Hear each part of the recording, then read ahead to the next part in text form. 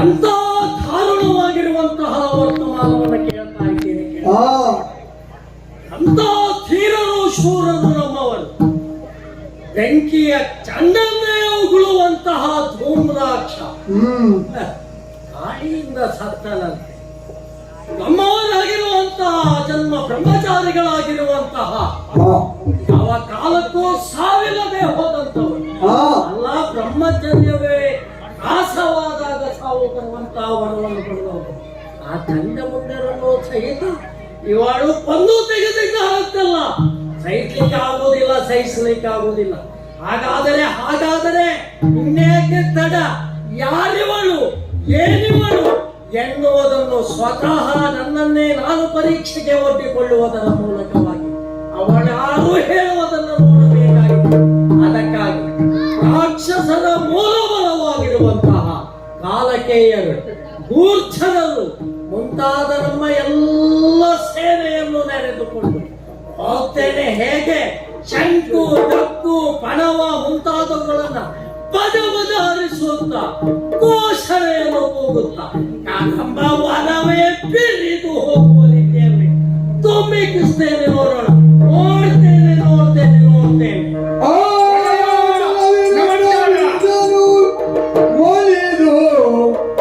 ಮೊಳಿದು ಎಂದನು ದೈನ್ಯದಲ್ಲಿ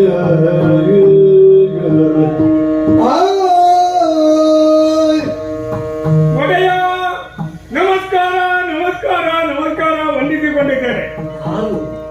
ನಾನು ನನ್ನ ಅಳಿಯ ಮಂತ್ರಿಗಳಲ್ಲಿ ಸರ್ವಶ್ರೇಷ್ಠ ಸೇನಾಧಿಪತಿಯಾಗಿಯೂ ಕೆಲಸವನ್ನು ನಿರ್ವಹಿಸ್ತಾ ಇದ್ದಂತ ರಕ್ತಬೀಜಾಸುರ ಒಳ್ಳೆಯದಾಯ್ತು ನೀನು ಬಂದಿದ್ದು. ಕಾರಣ ಇಲ್ಲದೇ ಇಲ್ಲ ಅಲ್ಲ ಒಡೆಯ.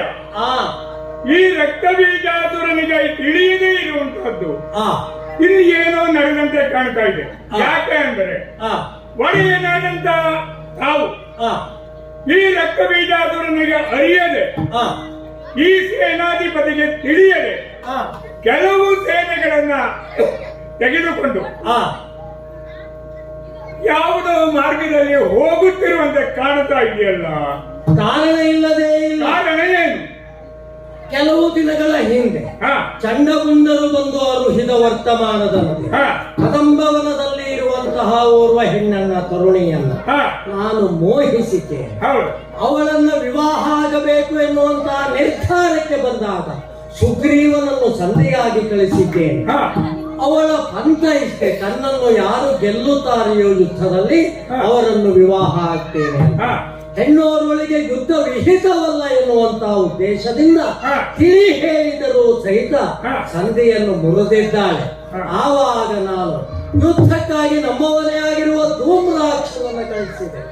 ಅವನನ್ನು ಸಹಿತ ಕೊಂದು ತೆಗೆದಿದ್ದಾಳೆ. ಆ ಕಾಲಕ್ಕೆ ಮುಂದಾದವರು ನಮ್ಮವನೇ ಆಗಿರುವ ಚಂಡಮುಂಡರು ಅತ್ಯಂತ ಬಲಾನ್ವಿತರು.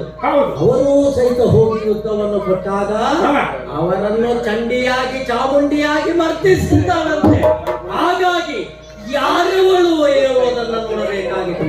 ಮೂಲವಾಗಿರುವಂತಹ ಚುಮ್ಮನ ಈ ಪೀಠಕ್ಕೆ ಒಂದು ರೀತಿಯಲ್ಲಿ ಮಾರಕವಾಗಿರುವಂತಹ ಆ ಮಾರಿಯೋ ಸುಂದರಿಯೋ ಅನ್ನುವುದನ್ನ ಅವಳನ್ನ ನಾನೇ ನೋಡಬೇಕು ಅಂತ ಇದು ನಮ್ಮ ಏನು ಈ ವಿಚಾರವಾಗಿ ಸ್ವಲ್ಪ ವಿಚಾರ ಮಾಡುವುದು.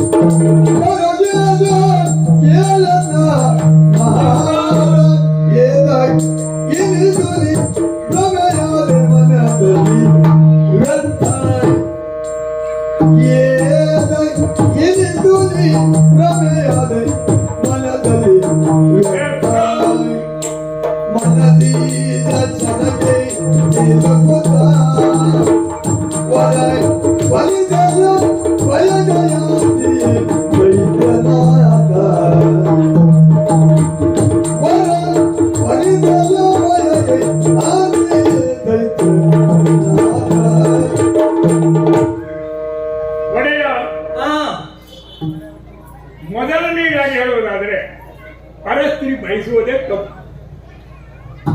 ಯಾಕೆ ಯಾಕೆ? ಈ ಒಂದು ಶೋಣಿತಾಪುರಕ್ಕೆ ಹಾ. ಅಧಿಪತಿಯಾಗಿ ಹಾ ಸರ್ವ ಜನರಿಂದನೂ ಸರ್ವ ನಮ್ಮ ಜನರಿಂದನೂ ವಂದಿತನಾಗಿ ಹಾ ನಡೆಯುತ್ತಿರುವಂತ ನೀನು ಹಾ ಮೇಲಾಗಿ ನನ್ನ ಸೋದರ ಮಾವನು ಹೌದು, ಆ ಒಂದು ಸಲಿಗೆನೂ ನನಗೆ ಹಾ ಇದೆ. ಹಾ ಹೀಗಿರುವಾಗ ಹಾ ಯಾವುದೋ ಒಬ್ಬ ತರುಣಿ ಹಾ ಸುಂದರಿ ಬಂದಿದೆ, ನೀ ನೋಡಿಲ್ಲ, ನೋಡ್ಲಿ ನೋಡ್ಲಿಲ್ಲ. ಇಲ್ಲ. ಚಂಡಮುಂಡರು ಬಂದು ಹೇಳಿದರು, ಹೇ ಸುಂದರಿಯಾದ ಒಂದು ತರುಣಿ ನಮ್ಮ ಕದಂಬವನದಲ್ಲಿ ಇದ್ದಾಳೆ. ವಿಶಿಷ್ಟವಾಗಿರುವಂತಹ ಉಯ್ಯಾಲೆಯಲ್ಲಿ ಕೂತು ಹೌದು. ಆಡ್ತಾ ಇದ್ದಾಳೆ. ಅವರು ಹೇಳಿ ಆಡ್ತಾ ಇದ್ದಾಳೆ. ಹೌದು. ಅವರು ಹೇಳಿದ ಮಾತಿಗಾಗಿ ಹಾ ನೋಡದೇ ಇರುವಂತಹ ಒಂದು ಗೊತ್ತು, ಹಾ ಯಾರೋ ಹೇಳಿದ್ದಾರೆ ಸುಂದರವಾಗಿದೆ. ಹೌದು. ಅವರು ಹೇಳಿದ ಮಾತಿಗೆ ಹಾ ಆ ವಸ್ತುವಿನ ಮೇಲೆ ಆಕರ್ಷಿತನಾಗಿದ್ದೀವಿ, ಮೋಹಗೊಂಡಿದೆ. ಹಾಕೊಂಡಿದ್ದೀವಿ. ಹೌದು ಹೌದು. ಹೌದು. ಯಾಕಂದ್ರೆ ಯಾಕೆ? ನಾವು ಒಂದು ವಿಚಾರವನ್ನು ಮಾಡ್ಬೇಕು. ಏನು? ಮೋಹಗೊಳ್ಳುವಾಗ ಹಾ ಆ ವಸ್ತು ಏನು, ಹಾ ಆ ವಸ್ತುವಿನ ಮಹತ್ವ ಏನು, ಹಾ ಅದು ಯಾರು. ಹಾ ಈಗ ಹೆಣ್ಣನ್ನು ನೋಡಿದ್ದೀಯಲ್ಲ, ಹೌದು. ಅಂದ್ರೆ ಮೋಹಿಕೊಂಡಿದ್ದೀಯ, ಹಾ ಆ ಹೆಣ್ಣು ಯಾರು ಹಾ. ಅದ್ರ ಬಗ್ಗೆ ಸ್ವಲ್ಪ ತಿಳಿದುಕೊಳ್ಳುವುದು ಉತ್ತಮ. ಯಾಕೆ ಈ ಮಾತನ್ನ ಹೇಳಿಕೊಂಡು ಕಾರಣ ಉಂಟು. ಕೇಳ್ತಾರಂತೆ ಅವರು, ಹಾ? ನೀನ್ ಯಾರು, ಎಲ್ಲಿಂದ ಬಂದವಳು? ಹಾ. ಸರಿಯಾದ ಉತ್ತರ ಅವರಿಗೂ ದೊರೆಯಲಿಲ್ಲ. ಹಾ. ಅದೆಲ್ಲ ಯಾಕೆ ವಿಷಯ? ಹಾ. ಹಾ. ಯುದ್ಧವನ್ನ ಮಾಡಿದ್ರೆ, ನನ್ನನ್ನು ಜಯಿಸಿದರೆ, ಜಯಿಸಿದರೆ, ನನ್ನ ಗರ್ವವನ್ನು ಹರಣ ಮಾಡಿದರೆ, ನನ್ನ ಸಮಕ್ಷಮದಲ್ಲಿ ಸಮಬಲನಾಗಿ ನಿಲ್ಲುತ್ತಾರೆ, ಹಾ, ಅಂತರನ್ನು ನಾನು ವಿವಾಹವಾಗ್ತೇನೆ. ಆಗ್ತೇನೆ. ಶುಂಭನೇ ಆಗಲಿ, ಹಾ. ತಮ್ಮ ನಿಶುಂಭನೇ ಆಗಲಿ, ಯಾರೇ ಶಂಭುವೇ ಆಗಿ ಬರಲಿ, ಹಾ. ಅಮ್ಮಿನ ಮನೆಯಲ್ಲಿ ಅಂಬುಜಾಕ್ಷಿಯನ್ನು ಗೆದ್ದರೆ ಹೌದು. ವರಿಸುವೆ. ಅವಳ ಪಂಥ. ಅವಳು ಪಂಥ ಹೌದು. ನೋಡು, ಯಾರಿಗೆ ಪಂಥವನ್ನು ಒಡ್ಡದಾಗಾಯ್ತು? ಅವಳು ಹೇಳುವ ದೃಷ್ಟಿಯಲ್ಲಿ ಹಾ ಸುಮ್ಮನಿಗೆ ಪಂಥ ಒಡ್ಡಿದ ನೀನು ಭಾವಿಸಿದ್ದೀಯ, ಮತ್ತೆ ಭಾವನೆ ಅಲ್ಲ. ಹಾ ಯಾಕಂದ್ರೆ ಹಾ ನಾನು ಹೇಳ್ತಾ ಇರೋದು ಹಾ ಮೊದಲಿನಿಂದಲೂ ಸಹಿತ ಹಾ ದೇವ ದಾನವ, ಹಾ ಹೌದಲ್ವ? ಹೌದು. ನಮ್ಮನ್ನ ಮೆಚ್ಚುವುದಕ್ಕಾಗಿಯೇ ದೇವತೆಗಳು ಪ್ರಯತ್ನಿಸ್ತಾ ಇದ್ದಾರೆ. ಅಜನ್ಮ ವೈರಿಗಳು ಅವರು. ಹೌದು. ಜನ್ಮತಃ ನಮಗೂ ಅವರಿಗೂ ಸಹಿತ. ಹಾ. ಮತ್ತೆ ಒಂದೇ ಪಾಕದಲ್ಲಿ ಹಾ. ಅವರ ಹೆಸರೇ ಅಕ್ಕಿ ಹಾಕಿದ್ರು ಬೇಯುವುದಿಲ್ಲ. ಹಾ. ಹಾಗಿದೆ. ಆಗಿದೆ. ಹೌದು. ಹಾಗಿರುವಾಗ ಹಾ.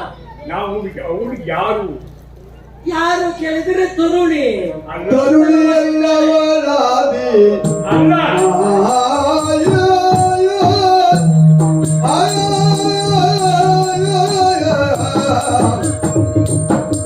ತರುಣಿ ಅಲ್ಲವಳು ಕೈತ ವರರ ಸಂವರಿಸುತ್ತ ತ್ರಿದಶರ ಪೊರೆ ದೈತ್ಯ ವರರ ಸಂವರಿಸುತ್ತ ತ್ರಿದಶರ ಪೊರೆಯೇ ನೆಲಗೂ ಜಲಿಸುವಳು ದೊರೆಯ ನೆಲಗೂ ಚರಿಸುವಳು ದೊರೆಯೇ ಸರ್ವೇಶ್ವರಿಯಲ್ಲಿ ಮೂಗ ಬೀರುವುದಿದು ಸರಿಯೇ ಸರ್ವೇಶ್ವರಿಯಲ್ಲಿ ಮೂಗ ಬೀರುವುದಿದ್ದು ಸರಿಯೇ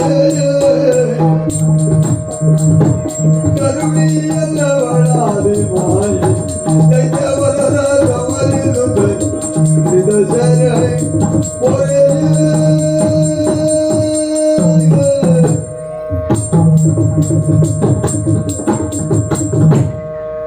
ಒಡೆಯ, ಹಾ ಅವಳು ತರುಣಿ ಎಂದು ನೀನು ಭಾವಿಸಿದ್ದೀಯ.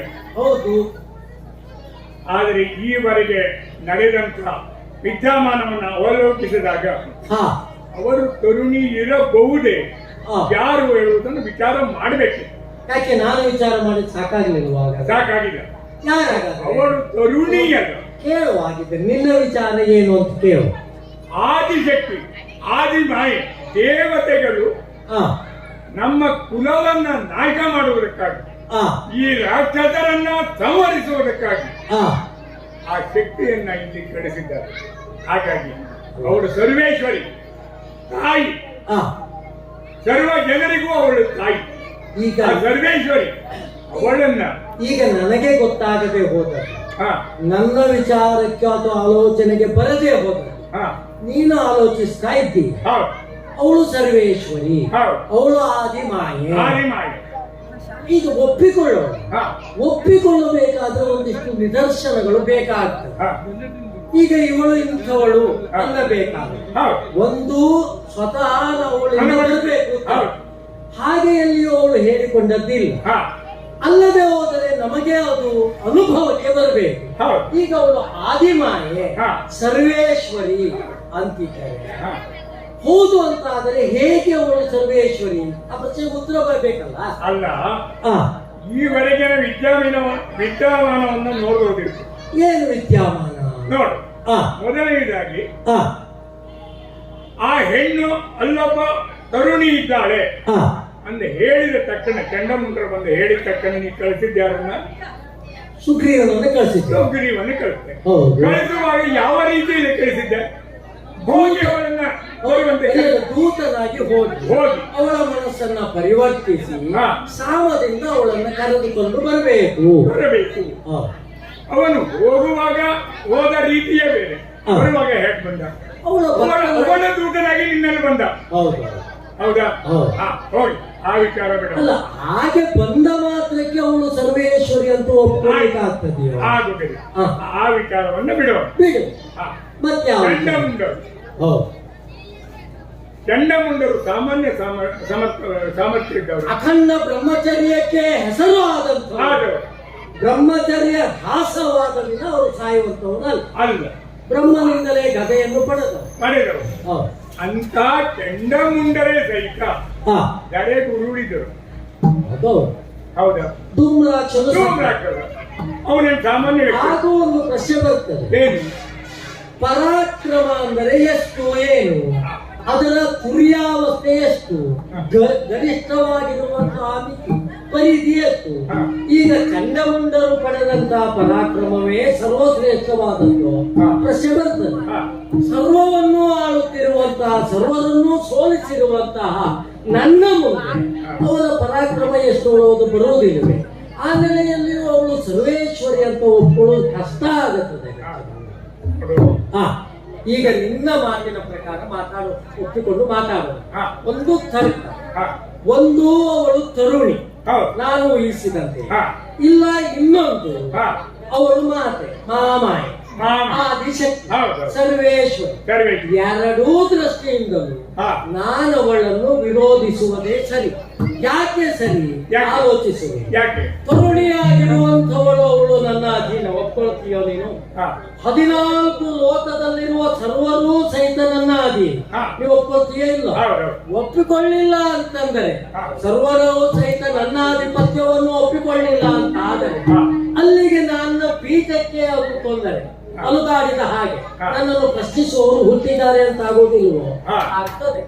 ಆಮೇಲೆ ಅವಳು ತರುಣಿಯೇ ಆದರೂ ಸಹಿತ ನನ್ನನ್ನು ಪ್ರಶ್ನಿಸಿದರೆ ನಾನು ಅವಳಿಗೆ ಉತ್ತರವನ್ನು ಕೊಡಬೇಕಾಗ್ತದೆ.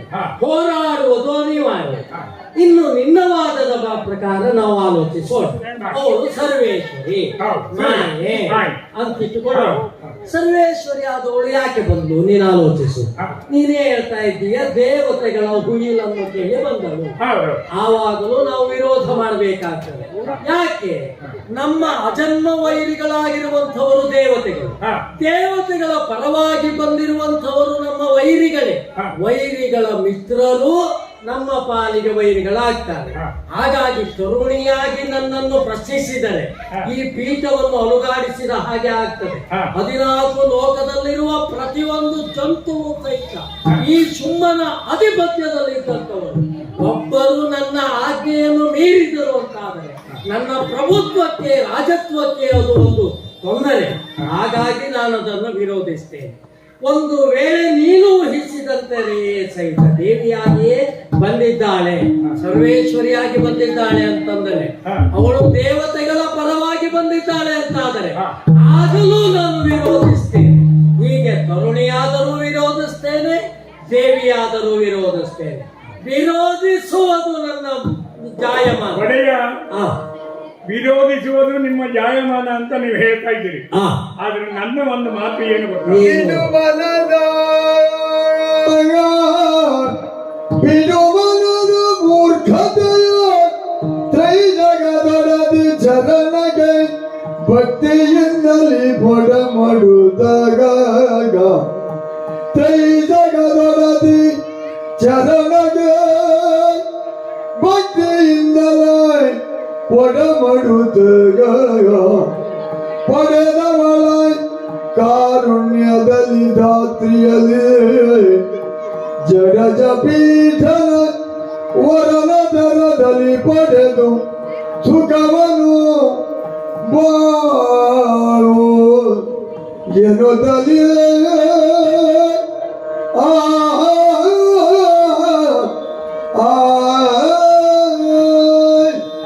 ಒಡೆಯ, ನಾವು ಮಾತನ್ನ ಆಡುತ್ತಾ ಹೋದರೆ ಆ, ತುಂಬಾ ಇದೆ. ಆ, ಯಾಕಂದ್ರೆ ಅವಳು ಹೇಗೆ, ಆ. ನಾನು ಹೀಗೆ, ಅದಲ್ಲ. ಇಲ್ಲ, ನೀನು ಮಾತಾಡಲೇಬೇಕು. ಯಾಕೆ ಮಾತಾಡಲೇಬೇಕು. ಅಲ್ಲ, ಯಾಕೆ ಹಾ, ಯುದ್ಧಕ್ಕೆ ಕ್ರಮಿಸುವ ಹಂತದಲ್ಲಿಯೂ ಸಹಿತ ಹಾ, ನಿನಗೆ ನಾ ಅವಕಾಶವನ್ನು ಕೊಟ್ಟಿದ್ದೇನೆ. ಯಾಕೆ? ಯಾಕೆ? ಕೇವಲ ನೀನು ಅಳಿಯನಷ್ಟೇ ಅಲ್ಲ, ಹಾ, ಈ ಸಕಲ ಸಾಮ್ರಾಜ್ಯವನ್ನು ಕಟ್ಟುವಲ್ಲಿ ಹಾ, ನಿನ್ನ ಬೆವರಿದೆ, ರಕ್ತವಿದೆ, ಹೌದು, ನಿನ್ನ ಶ್ರಮವಿದೆ. ಹೌದು, ನೀವೆಲ್ಲರೂ ಸಹಿತ ಕೈ ಜೋಡಿಸಿದ್ದರಿಂದ ಈ ಶುಂಭ ಈ ಪ್ರಪಂಚಕ್ಕೆ ಕಾಣಿಸಿಕೊಂಡಿದ್ದಾನೆ. ಹಾಗಾಗಿ ಹಾ, ರಕ್ತಬೀಜನಂತವರ ಮಾತನ್ನು ಕೇಳದೆ ಹೋದಂತ ಮೂರ್ಖ ನಾನಾಗಬಾರದು. ಹಾ. ಆದರೆ ಅದು ತರ್ಕಕ್ಕೆ ನಿಲ್ಲಬೇಕು. ಹಾ. ರಾಜಪೀಠ ಅದನ್ನು ಒಪ್ಪಬೇಕು, ಶುಂಭ ಒಪ್ಪುವುದಲ್ಲ. ಹಾ. ಈ ಅರಸೊತ್ತಿಗೆ ಅದು ಒಪ್ಪುವ ಹಾಗೆ ನೀನು ಮಾತನಾಡಿದೆ ಅಂತಂದ್ರೆ ಒಪ್ಪಲೇಬೇಕು. ಏನು ನಾ ಮೂರ್ಖನಾದ್ನು ಹಾಗಾದ್ರೆ? ಒಡೆಯ, ಹಾ, ಈಗ ಮಾತನಾಡಬೇಕಿತ್ತು. ಹಾ, ಮಾತನಾಡುವುದಕ್ಕೂ ಸಮಯ ಬೇಕು. ಓ, ಈಗ ನೀನು ಹೊರಟು ನಿಂತಿದ್ದೀಯ. ಹಾ, ಹೊರಟು ನಿಂತಿರುವಾಗ ಹಾ. ನಿನ್ನನ್ನ ತಡೆದು ಹೌದು. ಆ ಒಂದು ಸಮಯವನ್ನ ನಾನು ತೆಗೆದುಕೊಳ್ತಾ ಇದ್ದೇನೆ. ಒಳ್ಳೆ. ಆದರೆ ಈಗ ನಾ ಹೇಳ್ತಾ ಇರೋದು ಒಂದೇ, ಏನು? ಅವಳು ತಾಯಿ, ಆದಿಶಕ್ತಿ, ಆದಿಮಾಯಿ. ಅವಳು ಯಾವ ದೇವತೆಗಳ ಪರವಾಗಿ ಬರಲಿ, ಹಾ, ಅಥವಾ ನಮ್ಮ ಪರವಾಗಿರಲಿ, ಹಾ, ಅವಳಿಂದ ನಮಗೆ ಒಳ್ಳೆಯದಾಗಬೇಕು. ನಾನು ಈ ಕಟ್ಟುವುದೇ, ಈ ಒಂದು ಸಾಮ್ರಾಜ್ಯವನ್ನೇ ಕಟ್ಟುವುದಕ್ಕೆ ಕಾರಣ ನಾನು ಇದ್ದೇನೆ ಅಂತ ಹೇಳ್ತಾ ಇದ್ದೀಯಲ್ಲ. ಆದ್ರಿಂದ ಈ ಸಾಮ್ರಾಜ್ಯ ಉಳಿಬೇಕು, ನಮ್ಮ ರಕ್ತದ ಕೂಡ ಉಳಿಬೇಕು ಎನ್ನುವ ಕಾರಣದಿಂದ ಹೇಳ್ತಾ ಇದ್ದೇನೆ. ಅವಳಿಗೆ ಶರಣಾಗಿ ಅವಳ ಅನುಗ್ರಹವನ್ನು ಪಡೆದರೆ ನಾವು ಸುಖವಾಗಿ ಬಾಳಬಹುದು. ಆ ದಿಶೆಯಲ್ಲಿ ಪ್ರಯತ್ನಿಸಬೇಕು ಎನ್ನುವುದು ನನ್ನ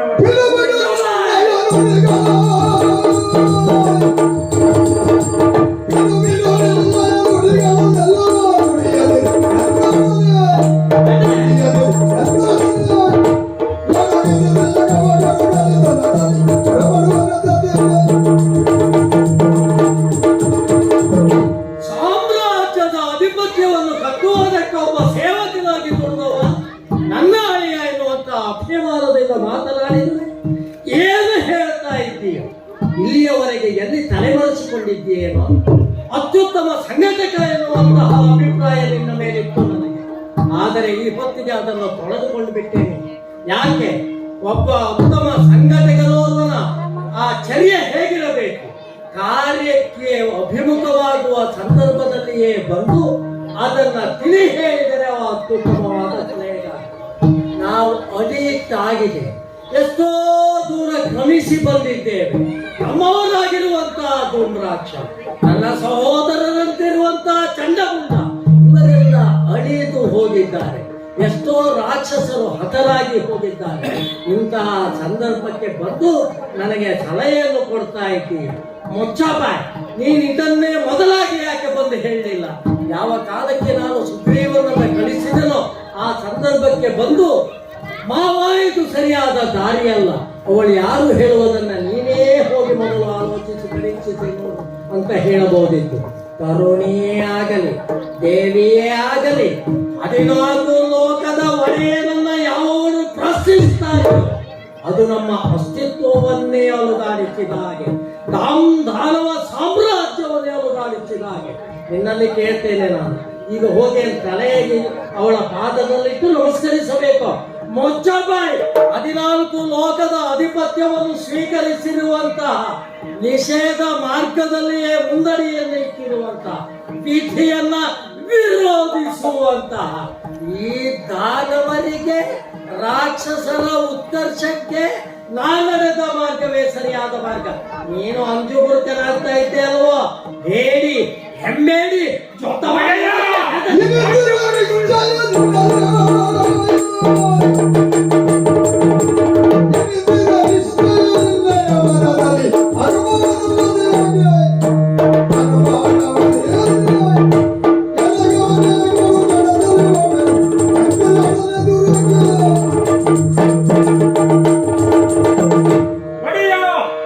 ಏನು ನಾನು ಅಂಜುಬುರುಕನಾಗಿ ಹಿಂದಡಿ ಇಡ್ತಾ ಇದ್ದೇನೆ ಅಂತ ತಿಳ್ಕೊಂಡು ಅಲ್ಲ, ನಾನು ನಮ್ಮ ಕುಲವನ್ನ ಉಳಿಸಬೇಕು, ಕುಲವನ್ನ ಇನ್ನು ಬೆಳೆಸಬೇಕು ಎನ್ನುವ ಕಾರಣದಿಂದ ನಿನ್ನಲ್ಲಿ ನಾನು ವಿನಂತಿಸಿಕೊಟ್ಟೆ. ಕುಲವನ್ನ ನನಗೆ ಆ ತಲೆ ಬಿಸಿ ಇಲ್ಲ, ನಿನಗೆ ತಲೆ ಬಿಸಿ ನಾನು ಮಾಡ್ಕೊಂಡೆ. ಯಾಕೆ ನಮ್ಮ ಈ ಒಂದು ಇದನ್ನ ಕಟ್ಟಿ ಇರುವುದರಿಂದ ಹೋಗಿ ಈಗ ಏನು ಹೇಳಿಯಾಗಿ ಹಿಂದಾಟಿ ಇರ್ತೇನೆ ಅಂತ ಹಾಗಲ್ಲ, ನಾನೇ ಹೋಗ್ತೇನೆ, ನನಗೆ ಅಪ್ಪಣೆ ಕೊಡು. ಅವಳಿಗೆ ಸಾಮಾನ ಅಂತ ಹೇಳಿ ಕಲ್ತರ್ತೇನೆ. ಇಲ್ಲ ಸಾಮ ಬೇಡ, ಅದು ಆಗಿಲ್ಲ, ಅದೆಲ್ಲ ಮುಗಿದೋಗಿದೆ. ಅದೆಲ್ಲ ಮುಗಿದಿದೆ. ದರದರನ ಇದು ನನ್ನವನಿಂದ ಆಗಲಿಲ್ಲ. ಈಗ ಹೃದಯ ತುಂಬಿ ಬರುತ್ತಾ ಇದೆ. ಅದು ಆಗಲಿಲ್ಲ. ಮತ್ತು ಒಂದಿದೆ, ಅವರನ್ನ ಮುಗಿದು ತಂದು ತರಲಿಕ್ಕೆ ಸಾಧ್ಯವಾಗಲಿಲ್ಲ. ನನ್ನ ಶರೀರವ ಪಾರ್ಥಿವ ಶರೀರವನ್ನು ಬೇಗ ಹಾಗೆ ಬಾ.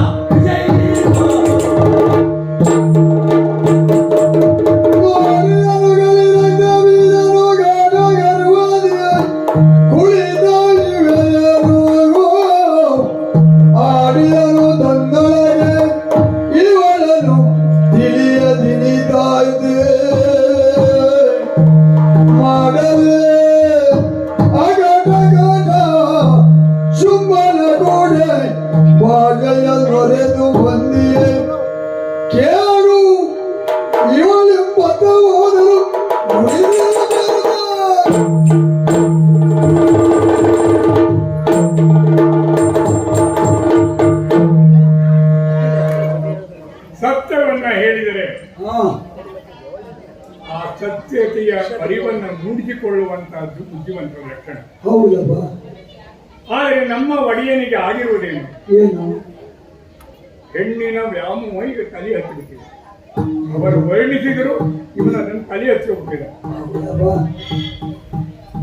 ಅವಳು ತಾಯಿ, ಲೋಕ ಮಾತೆ ಬೇಡ, ಅವಳ ಒಂದು ಸಹವಾಸ ಬೇಡ, ಶರಣಾಗೋಣ ಅಂತ ಕೇಳಿದೆ. ಯಾಕೆ? ನಮ್ಮ ರಕ್ತದ ಕುಲವನ್ನ ಉಳಿಸಿಕೊಳ್ಳಬೇಕು, ನಮ್ಮ ರಕ್ತದ ಕುಲವನ್ನ ಬೆಳೆಸಬೇಕು.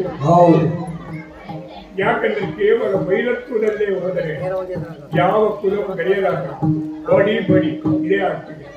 ಹಾಗಲ್ಲ, ಕೆಲವೊಂದು ವೇಳೆ ನಾವು ಸಂತಾನದಲ್ಲಿ ನಮ್ಮ ಕುಲವನ್ನು ಬೆಳೆಸುವುದಕ್ಕೆ ಮಾಡಬೇಕು.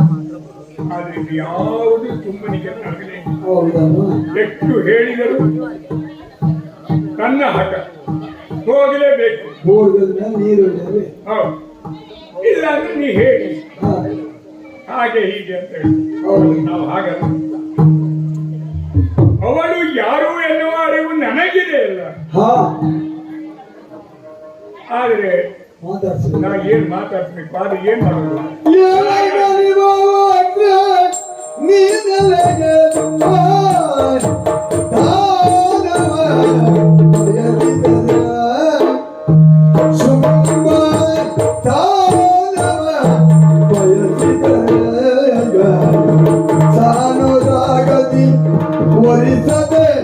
ಶೌರ್ಯ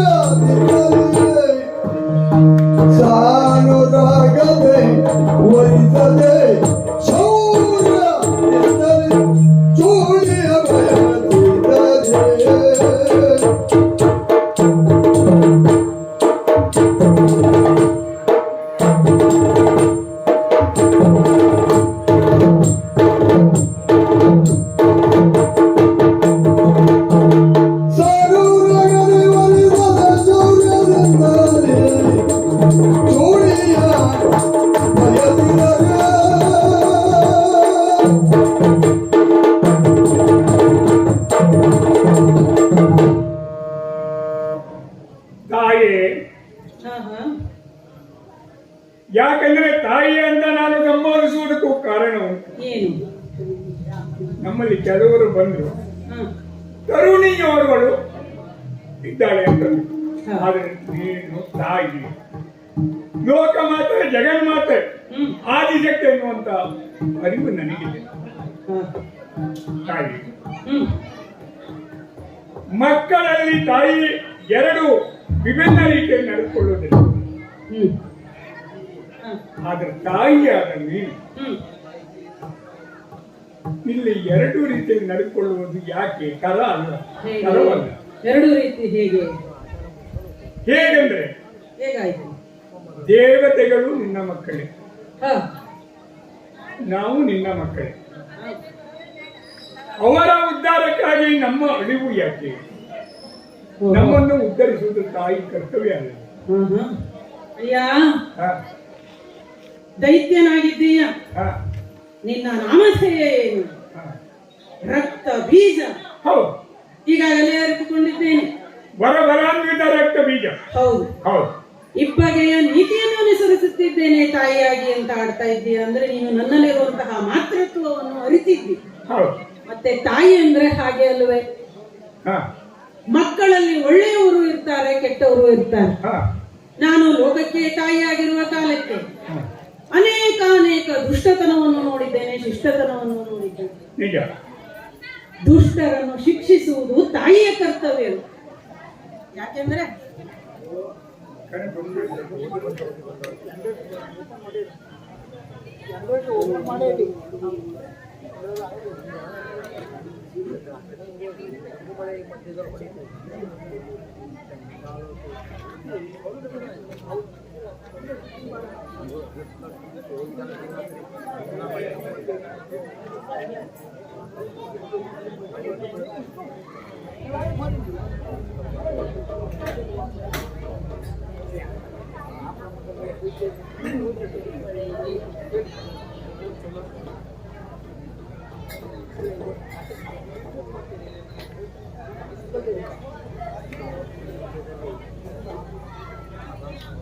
ಒಂದು ಕಣ್ಣಿಗೆ ಬೆಣ್ಣೆ, ಒಂದು ಕಣ್ಣಿಗೆ ಸುಣ್ಣ ಅನ್ನುವ ರೀತಿಯಲ್ಲಿ ಮಾತನಾಡ್ತಾರೆ. ಹೌದು.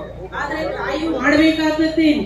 ಹ? ಅದು ನಿಮಗೆ ಹಾಗೆ ಅನ್ಯಾಯ ಅಂತ ಕಾಡಿದ್ರು ಹ. ಲೋಕಕ್ಕೆ ನ್ಯಾಯವನ್ನು ಒದಗಿಸಿಕೊಡ್ಬೇಕಾದಂತಹ ಕರ್ತವ್ಯ ತಾಯಿಯತ್ತೇ ಇರ್ತದೆ. ಹೌದು. ಮಗ ಕೆಟ್ಟವನಾದ್ರೆ ಶಿಕ್ಷೆಯನ್ನು ಮಾಡುವವಳು, ಕೊಡುವವಳು ತಾಯಿಯೇ.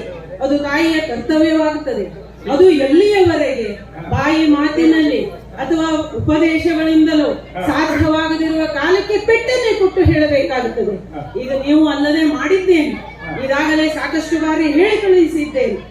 ನೀನು ನಾನು ಯಾರನ್ನುವುದನ್ನ ಅರಿತುಕೊಂಡಂತಹ ಮೇಧಾವಿಯ ಹಾಗೆಯೇ ವರ್ತಿಸ್ತಾ ಇದ್ದೀಯ.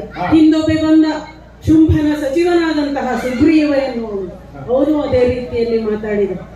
ನೀನು ದ್ವಂದ್ವವನ್ನು ಇಟ್ಟುಕೊಂಡ ಒಂದು ದ್ವಂದ್ವ ಭಾವದಿಂದ ಮಾತನಾಡ್ತಾ ಇರುವುದು ನೀನು. ಒಂದು ಕಡೆಯಲ್ಲಿ ತಾಯಿ ಅಂತ ಕರೀತೀಯ, ಇನ್ನೊಂದು ಕಡೆಯಲ್ಲಿ ಶುಂಭ ಅನ್ಯಾಯ ಮಾಡ್ತಾ ಇದ್ದಾನೆ ಅಂತ ಗೊತ್ತಾದರೂ ಅವನದ್ದೇ ಪರವನ್ನು ವಹಿಸಿಕೊಂಡು ಅವನನ್ನು ವರಿಸಬೇಕು ಎನ್ನುವುದಾಗಿ ನೀನು ಇಂಗಿತವನ್ನು ವ್ಯಕ್ತಪಡಿಸುವುದು ಅಲ್ಲ. ಇಲ್ಲಿ ಮತ್ತೊಂದು ಏನು? ಏನು ಗೊತ್ತಾ? ತಾಯಿಯಾದಂತ ನೀನು ಈ ರೀತಿ ದ್ವಂದ್ವ ಮಾಡುವುದಕ್ಕಿಂತ ನಮಗೂ ಸರಿಯಾಗಿ ತಾಯಿ ಅಂದ್ರೆ ಏನು, ನಮ್ಮ ಶುಂಭ ಮಹಾರಾಜರನ್ನ ಒರೆಸಿದ್ರೆ ಅವರು ನಮಗೆ ಒಡೆಯ. ಈಗ ಅವರನ್ನ ಒರೆಸಿದ್ರೆ ನಮಗೆ ಸ್ಥಿರವಾದ ತಾಯಿ ಆಗಿರ್ತೀಯಲ್ಲ, ಹಾಗೆ ತಾಯಿಯಾಗಿ ಇರು. ಹಾಗಾಗಿ ಶುಂಭನನ್ನು ಒರೆಸು. ನಿಮ್ಮ ಒಡೆಯನ ಕೈ ಹಿಡಿದು ನಾನು ನಿಮಗೆಲ್ಲ ತಾಯಿಯಾಗಬೇಕು ಅಂತ ನಿನ್ನ ಇಂಗಿತ. ನೀನು ಯಾವ ಭಾಷೆಯಲ್ಲೇ ಹೇಳು, ಎಷ್ಟೇ ವಿವರಣೆಯನ್ನು ನೀಡು, ಸಮರ್ಥನೆಯನ್ನು ನೀಡು ನಿಮ್ಮ ಅರಸನ ಪರವಾಗಿ. ಆದರೆ ನಾನು ವಿವಾಹ ಆಗಬೇಕು ಅಂತ ಆದ್ರೆ ನಂದು ಕೊಳ ಇದೆ. ಹಿಂದೆ ಹೇಳಿದ್ದು ಅದನ್ನೇ. ಏನಾಗಿದೆ ಅನ್ನುವುದನ್ನು ನೀವು ಬಲ್ಲವರಾಗಿ ಒಂದೆರಡು ಅನುಭವಗಳಿಂದಲೂ ನಿಮಗೆ ಬುದ್ಧಿ ಬರಲಿಲ್ಲ, ಮತ್ತೆ ಹೇಳಿದ್ದನ್ನೇ ಹೇಳ್ತೀರಿ ಅಂತ ಆದ್ರೆ ಮತ್ತೊಮ್ಮೆ ಬುದ್ಧಿ ಕಲಿಸ್ತೇನೆ. ಏನು, ನನ್ನ ಪಂಥಕ್ಕೆ ನಾನು ಬದ್ಧವಾಗಿಯೇ ಇದ್ದೇನೆ. ವಿವಾಹಾಕಾಂಕ್ಷೆ ಒಳಗಾಗಿ ನಿಮ್ಮ ರಾಜರು ಇದ್ದಾರಲ್ಲ, ನೀನು ಅದನ್ನೇ ಬಯಸ್ತಿದ್ದೀಯ ಅಂತ ಆದ್ರೆ ನನ್ನ ಪಂಥಕ್ಕೆ, ನನ್ನ ಯುದ್ಧಮುಖೇನವಾಗಿ ಗೆದ್ದನು ಅಂತ ಆದ್ರೆ ನಾನು ಮದುವೆ ಆಗ್ತೇನೆ. ಇಲ್ಲ ಅಂತ ಹೇಳಿ ಗೆದ್ದರೆ ಮದುವೆ ಆಗ್ತೇನೆ. ಹೌದು ನೋಡು, ನಾನು ಸಮಾಧಾನದಲ್ಲಿ ತಾಯಿಯಾಗಿ ನಿನ್ನಲ್ಲಿ ಕರೆದು ಹೇಳಿದೆ, ಕೇಳಲಿಲ್ಲ. ನೀನು ಬರಬೇಕು. ನನ್ನನ್ನೇನು ಬರಲ್ಲ. ಏನು ಮಾಡ್ತೀಯ? ಬರದಿದ್ದರೆ ಏನ್ ಮಾಡ್ತಾನೆ ಗೊತ್ತು? ನಿನ್ನ ರಕ್ತವನ್ನ ಹಿಡಿದು ತರದರನ್ನ ಎಳೆದುಕೊಂಡು ನಾನು ಸುಮ್ಮನೆ